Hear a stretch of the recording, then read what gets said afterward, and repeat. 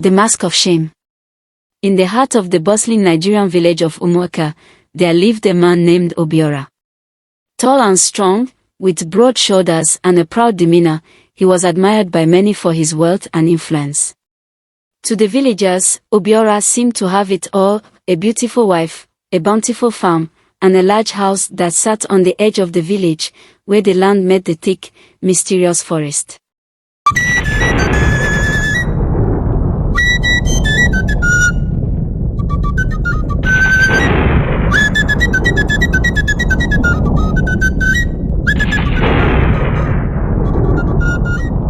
The Mask of Shame.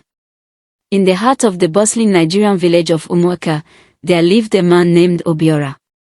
Tall and strong, with broad shoulders and a proud demeanor, he was admired by many for his wealth and influence. To the villagers, Obiora seemed to have it all: a beautiful wife, a bountiful farm, and a large house that sat on the edge of the village, where the land met the thick, mysterious forest. But what they did not know was that beneath his polished exterior, Obiora carried a heart heavy with greed and deceit. One fateful evening, as the sun set low over the horizon and the village prepared for the night, an old beggar woman approached Obiora's grand home. Her clothes were tattered, and her eyes, though tired, shone with a strange wisdom. She extended a trembling hand, asking for food or a small coin. Obiora looked at her with disgust. "Get away from my door, woman. I have nothing for the likes of you," he spat, his voice dripping with arrogance. The old woman did not leave. Instead, she gazed at Obiora, her eyes narrowing. "Beware of the pride that lives within you, Obiora," she whispered, her voice carrying the weight of something far more ancient than the village itself. "For a man who turns his back on the truth will wear the mask of shame, and all will see him for what he truly is." With a wave of her hand, the woman vanished into the night, leaving Obiora standing at his doorstep, shaken but unwilling to admit his fear. Little did he know, his life was about to change forever. The next morning, Obiora awoke to a feeling of unease. He shook it off and went about his usual routine. But as he stepped outside to inspect his farm, a strange figure blocked his path, a masked man draped in a long black robe. "Who are you?" Obiora demanded, but the figure remained silent. Without warning, the masked man reached out and pressed a cold, heavy mask into Obiora's hands. It was unlike any mask he had ever seen. Made of iron, it had twisted features, with deep, hollow eyes and a grotesque frown. Obiora tried to throw it away, but the mask seemed to pull itself toward him. Before he could resist, the mask attached itself to his face, sealing tightly as though it had always belonged there. Panicked, Obiora clawed at the mask, but it would not budge. His heart pounded as he stumbled back into the village. When he entered the marketplace, the people gasped and pointed, whispering in horror. "Look! It's Obiora. What has happened to him?" To his horror, Obiora realized that the mask was no ordinary one. Whenever someone looked at him, they saw flashes of his most dishonorable deeds. In the reflection of their eyes, Obiora could see his own wrongdoings: bribing the village elders to steal land, mistreating his workers, lying to his wife, and most recently, turning away the beggar woman in her time of need. The village elder, Chief Okoro, stepped forward. "Obiora, what is this? What shameful secret have you been hiding?" Unable to respond, Obiora ran. He fled into the forest, where he hoped to escape the eyes of the villagers. But the mask clung to him, a constant reminder of his guilt. Alone and ashamed, Obiora sank to the ground, tears streaming from beneath the iron mask. Days turned into weeks, and Obiora became a shadow of the man he once was. His once strong frame weakened, and he wandered the outskirts of the village, too afraid to show his face. The mask had become a part of him, forcing him to confront the truth he had long hidden from others, and himself. Desperate, Obiora sought out the village's wise woman, Neka, who lived deep in the forest. She was known for her knowledge of ancient curses and her ability to communicate with the spirits. Nneka, please help me, Obiora cried as he knelt before her small hut.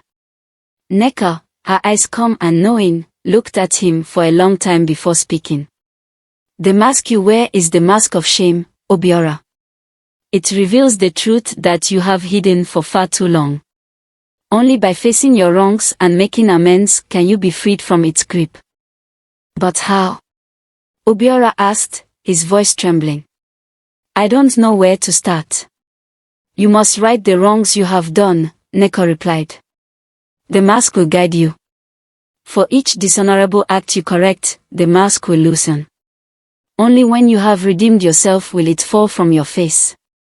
With no other choice, Obiora began the painful journey of redemption. He returned to the village, where the people still recoiled at the sight of him. He went first to the workers on his farm, whom he had treated poorly for years. He apologized for his greed and began to share his wealth with them, ensuring they were paid fairly and treated with respect. As he made his amends, Obiora felt the mask loosen slightly, though it still clung to him. Obiora continued his journey, seeking out those he had wronged. He confessed his lies to his wife, who forgave him after seeing his sincere remorse. He returned the stolen land to the rightful owners and worked to repair the damage his greed had caused in the village. But there was one wrong left to right, the beggar woman. For weeks, Obiora searched for her, but she seemed to have disappeared. Then, one evening, as he sat by the edge of the forest, a familiar figure appeared. It was the beggar woman, her eyes still shining with that strange, knowing light. You have come to face your final shame, she said. Obiora fell to his knees before her. Please forgive me. I see now the harm my pride has caused. The woman smiled softly. The mask you wear was never meant to punish you. It was meant to teach you. Only through humility can a man truly be free. With those words, the mask began to crumble. Piece by piece, it fell from Obiora's face, until he was free of its weight. He touched his skin, feeling the warmth of the evening air for the first time in months. Obiora returned to the village a changed man. He was no longer the proud, greedy man who had turned away a beggar. Instead, he had become a symbol of humility and redemption. The villagers, once wary of him, now welcomed him with open arms, for they had witnessed his transformation. From that day on, Obiora lived with a new sense of purpose. He worked alongside his workers, cared for his wife, and gave generously to those in need. And though the mask of shame was no longer on his face, the lessons it had taught him remained in his heart. The village elder, Chief Okoro, spoke of Obiora's story often, reminding the people that true honor comes not from wealth or power, but from humility and the willingness to correct one's mistakes. And so, the tale of the mask of shame was passed down from generation to generation, a powerful reminder that redemption is possible for all if only we have the courage to face the truth. This tale, filled with the elements of tradition, morality, and spiritual guidance, serves as a reminder that no matter how far we stray, we can always find our way back by owning up to our mistakes and seeking forgiveness.